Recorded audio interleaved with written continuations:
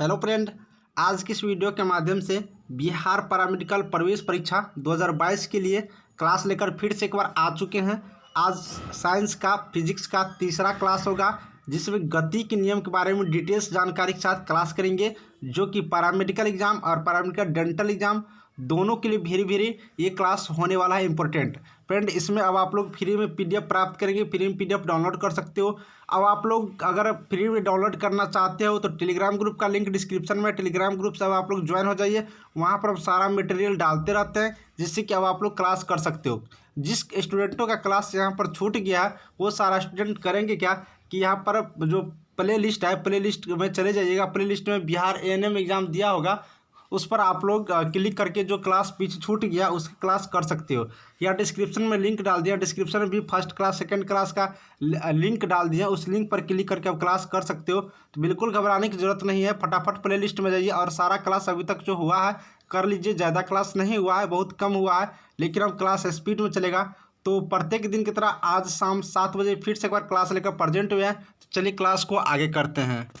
तो स्टूडेंट निकालिए फटाफट कॉपी और कलम और अच्छा से क्लास करना स्टार्ट कर दीजिए। मेरे साथ साथ आप लोग नोट बनाना चाहते हो तो बिल्कुल नोट बना सकते हो। वीडियो को रोक रोक कर नोट बना ही लीजिएगा, क्योंकि हम जो कंटेंट यहाँ पर दे रहे हैं ऐसा टॉपिक वाइज कोई नहीं यूट्यूब पर बताएगा। बिल्कुल पैरामेडिकल एग्जाम को देखते हुए दे रहे हैं। यहाँ से क्लास करने के बाद अगर आपके मन में एएनएम का या फिर अगर जीएनएम का या फिर अगर आपके मन में होगा लैब टेक्नीशियन का पूरा यहाँ से कंप्लीट करो अपना कोर्स, तो बिल्कुल रूप से अपना एडमिशन आप ले सकते हो, क्योंकि क्लास वेरी इंपॉर्टेंट होने वाला है। न्यूटन के गति के नियम के चलिए क्लास करते हैं। न्यूटन के गति के नियम के बारे में हम कुछ इंपॉर्टेंट पॉइंट के बारे में जानकारी सबसे पहले आप लोग को दे देते हैं। गति के नियम का सबसे पहले सर आइजक न्यूटन ने दिया। गति का जो न्यूटन का नियम है सर आइजक न्यूटन ने दिया था। गति के नियम 1687 ईस्वी में अपनी ही पुस्तक प्रिंसिपिया नामक में प्रतिपादित किया गया था। यानी कि गति का जो नियम बताया गया था 1687 में बताया गया था। सबसे पहले प्रिंसिपिया नाम के एक बुक था, उस बुक में न्यूटन के गति के 3 नियम होते हैं। तो यहाँ पर 2-3 पॉइंट इंपॉर्टेंट है। गति के 3 नियम होते हैं, 1687 में प्रिंसिपिया नामक बुक में बताया गया था, और इसका खोज, इसका नियम सर आइजक न्यूटन ने दिया है। अब चलिए 3 जो नियम है तीनों नियम के बारे में जानते हैं। न्यूटन के गति के प्रथम नियम क्या कहता है? कोई वस्तु विराम की अवस्था में है या विराम की अवस्था में ही रहेगी। कहने का मतलब है यहाँ पर अगर कोई वस्तु विराम की अवस्था में है तो वह विराम की अवस्था में ही रहेगी। यदि वह एक समान गति से किसी सीधी रेखा में चल रही है तो वैसे ही चलती रहेगी जब तक कि उस पर कोई बाहरी बल लगाकर उसकी अवस्था में परिवर्तन नहीं किया जाए। यानी कि न्यूटन गति के नियम का कहना है कि मान लेते हैं कि यह एक वस्तु है, अगर इस वस्तु विराम अवस्था में है तो विराम अवस्था में ही रहेगा जब तक इस पर कोई बाहरी बल नहीं लगाया जाता है, तब तक यह अपना स्थान परिवर्तन नहीं कर सकता है, नहीं करने की चेष्टा करेगा। इसीलिए इसी को हम लोग न्यूटन के प्रथम नियम कहते हैं। यानी कि जो वस्तु जैसा है वैसा ही रहेगा जब तक कि बाहर से एक्सटर्नल फोर्स उस पर कोई काम नहीं करेगा, तब तक। इसी को न्यूटन के पहला गति का नियम कहते हैं। अब जरा तो क्या है, वस्तुओं की प्रारंभिक अवस्था में स्वतः स्थान परिवर्तन नहीं होने की प्रवृत्ति को जड़त्व कहते हैं। यहाँ पर ये बात समझने वाला है, वस्तुओं की प्रारंभिक अवस्था में स्वतः होगा यहाँ पर परिवर्तन नहीं होने की प्रवृत्ति को जड़त्व कहते हैं। यानी कि कोई वस्तु है, ये इस वस्तु को अगर यहाँ पर प्रारंभिक अवस्था है, स्टार्टिंग अवस्था है, तो इस अवस्था में अगर स्थान परिवर्तन नहीं हो रहा है तो इसी प्रवृत्ति को, स्थान परिवर्तन नहीं होने की प्रवृत्ति को जड़त्व कहते हैं। न्यूटन के प्रथम नियम में भी कहा गया था कि कोई वस्तु अगर उस पर कोई बाहरी बल नहीं लगाया जाए तब तक वो वैसा ही रहेगा। यहाँ पर भी वही बात कर रहा है, समझिए। यानी कि स्थान परिवर्तन नहीं हो रहा है प्रारंभिक अवस्था में, यानी कि दोनों चीज़ सेम हो रहा है। अतः इसका मतलब यही हुआ कि न्यूटन के प्रथम नियम से जड़त्व का नियम भी कहा जा सकता है। यानी कि न्यूटन के प्रथम नियम को जड़त्व का नियम भी कह सकते हैं। अब बल क्या है?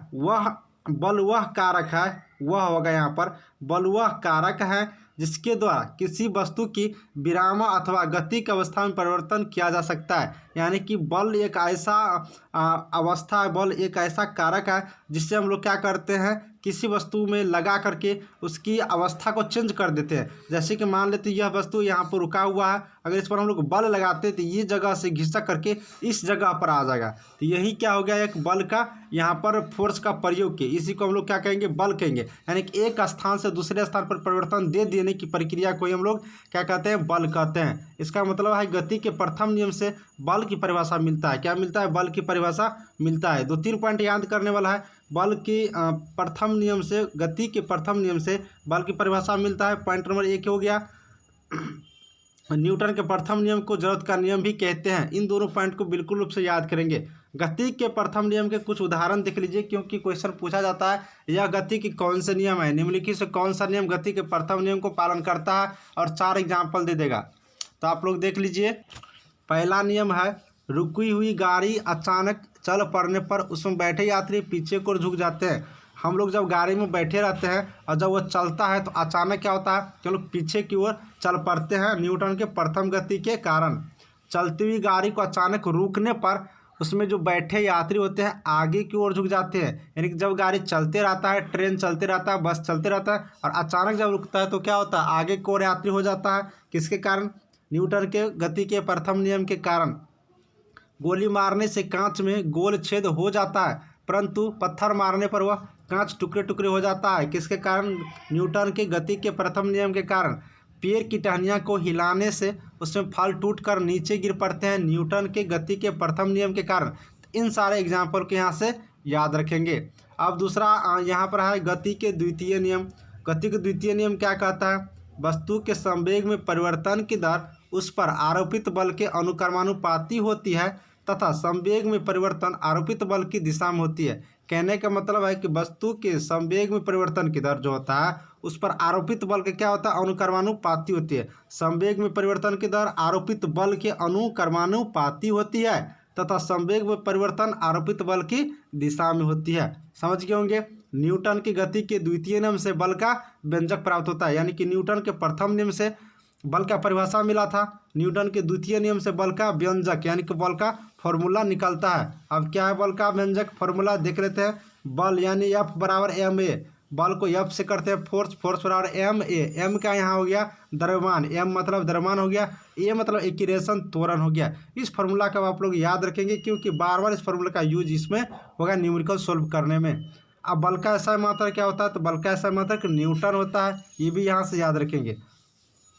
गुरुत्वीय बल बराबर क्या होता है, द्रव्यमान गुणे गुरुत्वीय न्यूटन। बल का गुरुत्वीय मात्रक क्या होता है, तो किग्रा भार होता है। ये सारा पॉइंट याद रखेंगे। एक किग्रा भार बराबर 9.8 न्यूटन होता है। ये सारा इंपॉर्टेंट पॉइंट है, बार बार पूछे जाते हैं। संवेग, किसी गतिमान वस्तु के द्रव्यमान तथा वेग के गुणनफल को उस वस्तु को संवेग कहते हैं। अभी तुरंत देखें संवेग, तो संवेग का डिफिनेशन यही रहता है, किसी वस्तु के द्रव्यमान तथा वेग के गुणनफल को वस्तु का संवेग कहते हैं। द्रव्यमान m हो गया, वस्तु का वेग v हो गया, तो दोनों को जो गुना कर देंगे इसी को हम लोग क्या कहते हैं, p से सूचित करते हैं, यानी कि संवेग।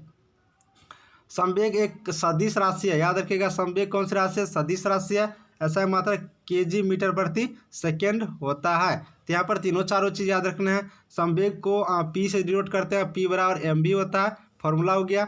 और इसका ऐसा मात्रक राशि सदिश हो गया, और ऐसा मात्रक kg मीटर प्रति सेकेंड हो गया। आवेग, यदि कोई बल किसी वस्तु पर कम समय तक कार्य करता रहे तो बल और समय अंतराल के गुणनफल को उस वस्तु का आवेग कहते हैं। यानी कि जब कोई बल किसी वस्तु पर कम समय तक कार्य करता है तो बल और समय अंतराल के गुणनफल को हम लोग क्या कहते हैं, आवेग कहते हैं। तो यहाँ पर यही हो गया, आवेग को जे से सूचित करते हैं, जे बराबर F गुने टी, बल गुने टी, लेकिन कम समय के लिए काम करना चाहिए तो ही हम लोग क्या कहेंगे, आवेग कहेंगे। अब यहाँ पर देख लेते हैं गति के द्वितीय नियम के कुछ एग्जाम्पल देख लेते हैं, क्योंकि एग्जाम्पल ही बार बार पूछे जाते हैं। समान वेग से आती हुई क्रिकेट गेंद एवं टेनिस गेंद में टेनिस गेंद को कैच करना आसान होता है द्वितीय नियम के कारण। क्रिकेट खिलाड़ी तेज से आती हुई गेंद को कैच करते समय अपने हाथों को गेंद के वेग की दिशा में गतिमान कर लेता है ताकि चोट कम ले।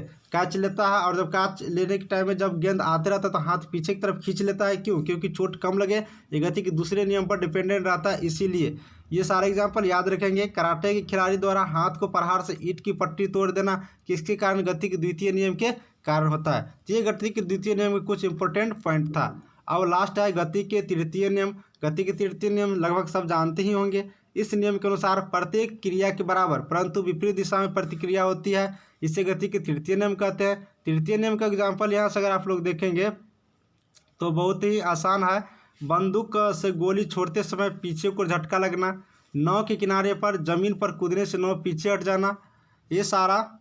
उसके बाद एक और एग्जाम्पल है, कुआं से पानी खींचते समय रस्सी टूट जाने पर व्यक्ति पीछे को गिर जाता है। ये सारा क्या हो गया? न्यूटन के तीसरे गति के नियम का एक एग्जाम्पल है। एक और पॉइंट हम लोग कवर कर लेते हैं, संवेग संरक्षण का नियम। संवेग संरक्षण का नियम, एक या एक से अधिक वस्तुओं के निकाय पर कोई बाहरी बल नहीं लग रहा है तो उस निकाय पर कुल संवेग क्या होता है? नियत रहता है अथवा संरक्षित रहता है। इसी कथन को संवेग का संरक्षण का नियम कहते हैं। एग्जाम्पल के लिए, जब बराबर संवेग वाली दो गेंद आपस में टक्कर मारती है तो गेंद अचानक क्या होता है? रुक जाता है।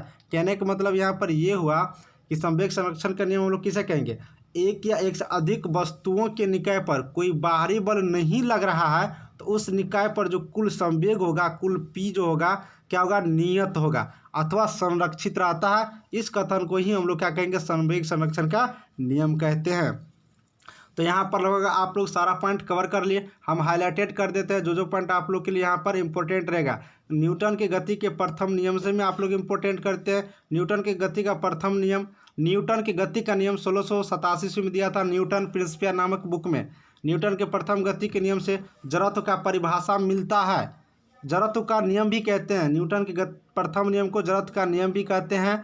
और बल का परिभाषा मिलता है, बल का परिभाषा मिलता है। 2 पॉइंट, न्यूटन के गति का नियम का एग्जाम्पल याद कर लीजिएगा। द्वितीय नियम से बल का व्यंजक मिलता है, द्वितीय नियम से बल का व्यंजक F बराबर ma, और बल का ऐसा मात्रक न्यूटन होता है। उसके बाद संवेग, संवेग बराबर mv होता है, याद रखिएगा। संवेग एक सदिश राशि है, ये भी याद रखिएगा।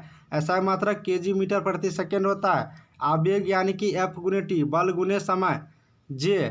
उसके बाद याद रखिएगा गति के द्वितीय नियम के एग्जाम्पल बिल्कुल याद रखिएगा। गति के तृतीय नियम का जो भी एग्जाम्पल है पूरा याद रखिएगा, क्योंकि तृतीय नियम से ज़्यादातर एग्जाम्पल का क्वेश्चन यहाँ से पूछे जाते हैं। और एक टॉपिक कवर के संवेग संरक्षण का नियम, तो संवेग संरक्षण का नियम का आप लोग डिफिनेशन याद रखिएगा। तो फ्रेंड, आज हम आपको तीसरा क्लास लिए क्लास अगर अच्छा लगा होगा तो बिल्कुल उसे अपने फ्रेंडों में शेयर करके हमें सपोर्ट करिए। जितना से जितना स्टूडेंट यहाँ से जुड़ेगा उतना ही क्लास लेने में हमें भी अच्छा लगेगा, जिससे कि हम आपके लिए बार बार क्लास लेते रहें। तो मिलेंगे कल शाम 7 बजे फिर एक न्यू क्लास को लेकर के।